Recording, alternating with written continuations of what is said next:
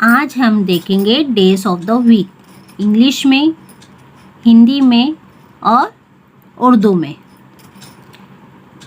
MONDAY, Monday. Monday को हिंदी में कहते हैं सोमवार और उर्दू में कहते हैं पीर। TUESDAY, Tuesday. हिंदी में इसे कहते हैं मंगलवार और उर्दू में इसे कहते हैं मंगल।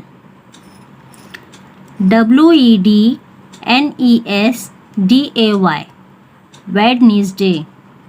हिंदी में इसे कहते हैं बुधवार और उर्दू में इसे कहते हैं बुध।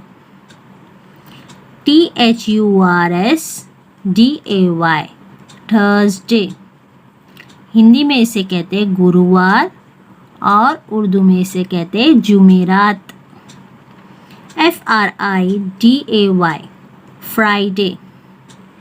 हिंदी में इसे कहते हैं शुक्रवार और उर्दू में इसे कहा जाता है जुम्मा। SATURDAY, Saturday. हिंदी में इसे कहते हैं शनिवार और उर्दू में इसे कहा जाता है शनिचर। SUNDAY, Sunday. संडे को हिंदी में कहते हैं रविवार और उर्दू में कहा जाता है इतवार। तो ये थे डेज ऑफ द वीक, सप्ताह के दिनों के नाम, इंग्लिश में, हिंदी में और उर्दू में। If you like my video, please like, share and subscribe.